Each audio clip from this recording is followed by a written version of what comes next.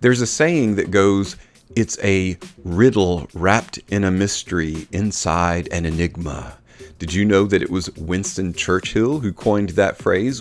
He was actually talking about the Soviet Union as a nation in terms of how they react to things, and that's the way he described it. That word enigma is very interesting. It actually is defined as something that's puzzling or challenging or hard to get to know. There is a fragrance that we're going to be talking about today that people say smells like these fragrances that you're seeing being trotted out across the screen.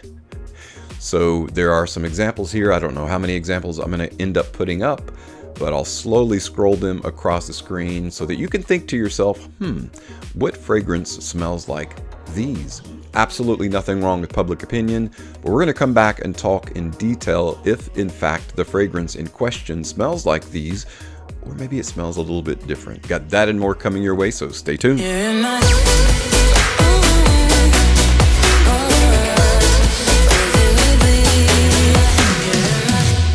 Welcome back, everyone. I've always liked that word enigma. There's just something really cool about it. Not only did it become the name of a villain, Edward Enigma, for the DC universe, but it's also been used as the name and to describe a fragrance that was released through the collaboration of Ash of Gents and Michael Malul in Jet Black Enigma. Now, Jet Black Enigma, a few things about this fragrance. It came out, I believe, November 1st of 2021, so it has been out on the market for a while.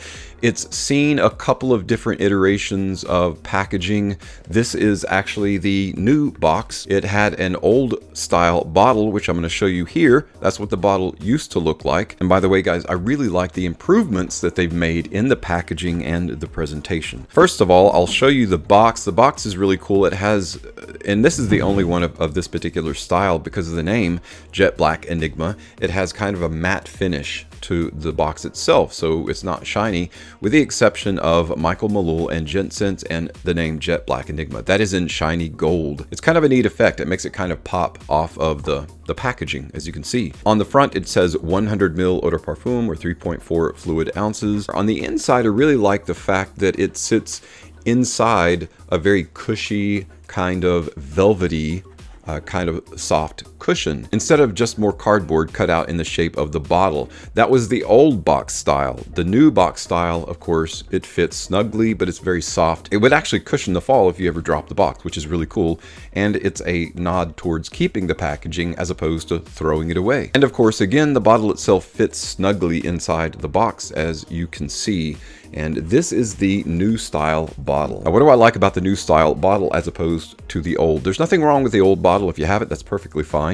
I still like the old style, but the new style is kind of cool. The lid itself, as you can see, if you turn it, I'll just take it off here. It's a fairly heavy lid still, so very good quality. And it has this nice indentation or cutout, which makes it look pretty unique. It's kind of like a signature style.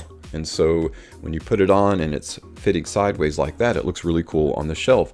The bottle is now transparent, and that same signature half oval style is attributed to the front of the bottle. You can see it does that same signature half oval there on the side of the label. The label itself is this metallic, and it actually comes with a piece of cellophane on it to protect it from scratches. So that's very cool. I've already taken the cellophane off. The juice of Jet Black Enigma is just a bit darker than, say, the other two fragrances, Terra Nova and Blue Ridge, kind of an indication that the fragrance has some depth or weight or density to it. On the bottom of the bottle, there's a small adhesive sticker that has the batch code and some other identifying information. I do like the M for Michael Malul that has been engraved into the top of the cap. This to me feels and subsequently smells like a more high-end designer, similar to Christian Dior, Prada, the more expensive style or top shelf fragrances, we'll say. Now, what about the fragrance itself? Talked about the presentation a little bit. Nice to see that they're improving upon the original packaging and the original bottle to improve the presentation. So what about the smell? What about the fragrance? Does it befit a fragrance that would be a top tier kind of designer fragrance?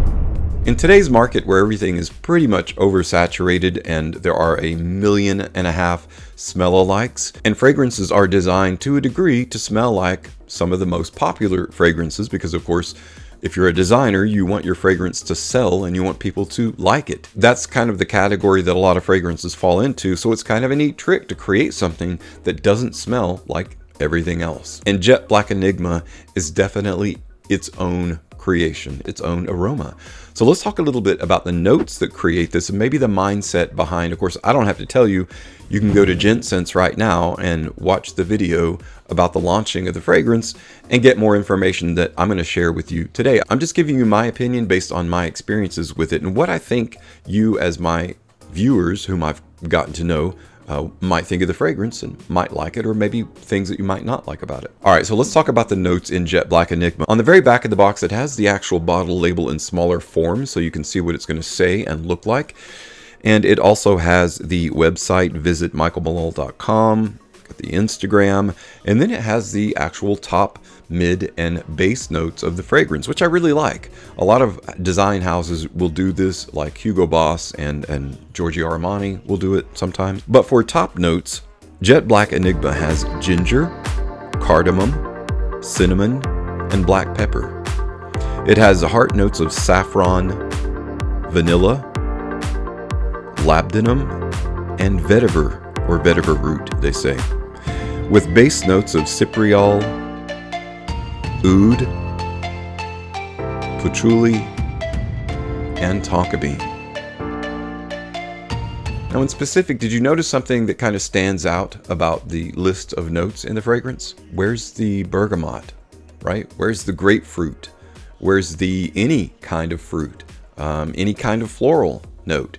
So right away, we know that this is going to be a hard-hitting, heavier, woodier, kind of sultry, kind of mysterious, kind of sexy driven. Right away, we know this is the Rubicon this fragrance is crossing over into because of the notes that are in it. So having said that, let's go ahead and talk about the smell of the fragrance. And while I'm saying that, I'm going to spray it on so that you guys can see exactly how it comes. So if I wanted a little bit, or I want a lot. Little bit, lot. That's one great thing I love about pressurized fragrance, and this is pressurized, is you can meter how much fragrance gets on you. Wow, that's pretty strong. You can put a little bit or you can put a lot. What I love about Jet Black Enigma is you are correct. You being those of you that have said in a forum or in a comment that Jet Black Enigma smells like this fragrance. You are absolutely correct. It smells like a lot of different fragrances, right? It's reminiscent of a lot of different fragrances out there, but it doesn't smell like any of them. What do I mean by that? I mean that you can pick up, Pulse of the Night in this fragrance. You can pick up the one Eau de Parfum by Dolce & Gabbana or Eau de Toilette. You can pick up Yop Homme Absolute.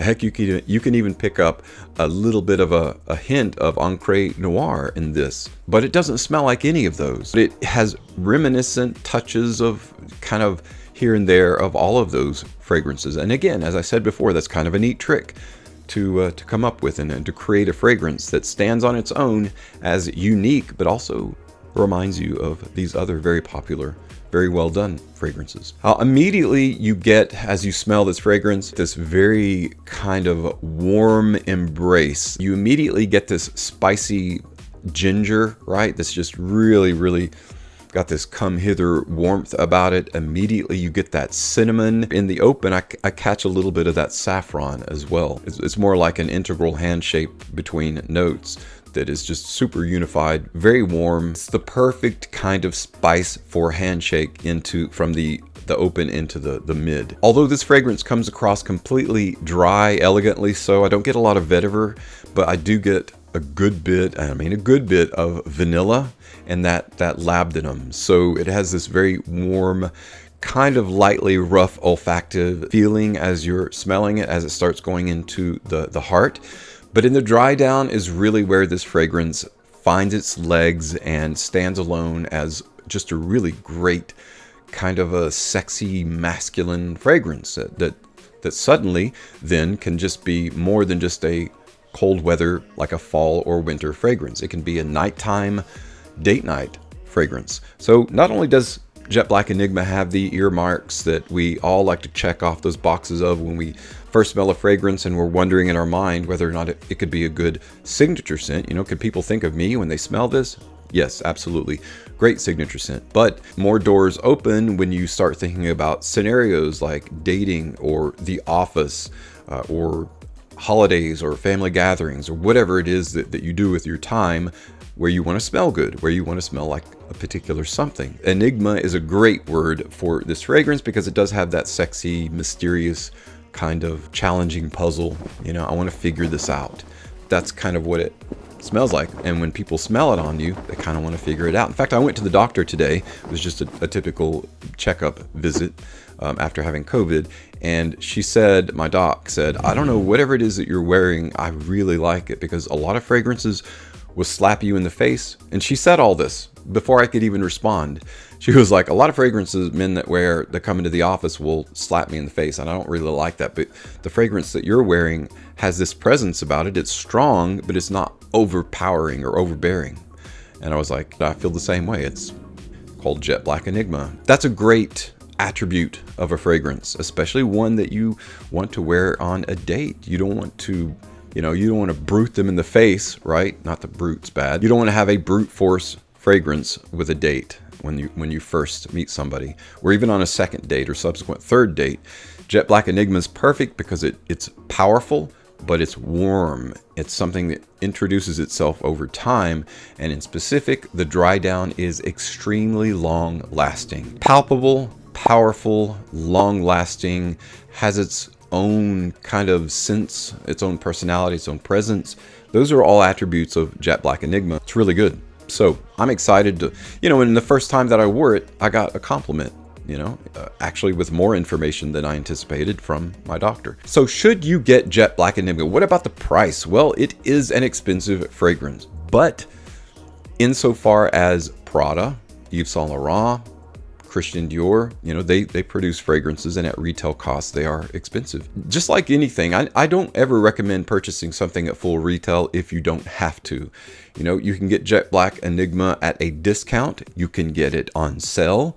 And if you want to wait until that's the situation, specifically monetarily, you're budgeting like I am, then I wholeheartedly recommend that over purchasing it at full retail price. Either way, I feel like it's going to be a valuable addition to your fragrance rotation. It has been a valuable addition to mine since I've had it. I think that's why it reminds people of the One, or even the scent Absolute. Some have said that it makes them think of that. I necessarily agree with that so much, but I get it because of that whole kind of sexy, dusty, warm, vanilla kind of vibe. Well guys, that's it for my first impressions of this collaboration between Michael Malul and Gents. I'm really happy to see that they poured more into the repackaging and rebottling. I like the new style. I really like the new style, and I think you guys will too. It's very sharp. If you do have this fragrance, I'd like to hear from you what your thoughts are, what your opinion of it is in the comments below.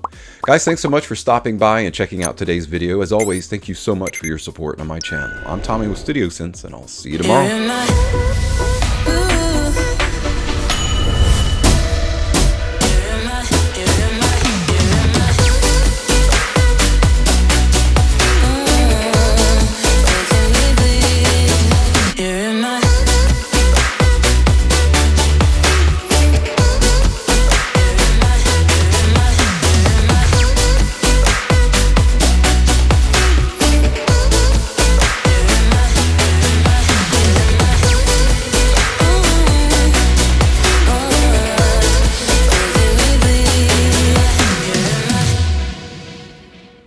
According to your experience, your train of thought, heck, even the mood that you're in the day that you smell something can contribute to your overall opinion of something. And that opinion can actually change. It's not uncommon for someone to smell a fragrance and think, I don't like that at all. That's my initial reaction. But then later on, maybe even a year later or a month, they smell it and they really like it. Why? Because things change. Chemistry changes, smell even changes, and we, more than anything else, we change, right? Our ideas, our thoughts, and our perceptions of things.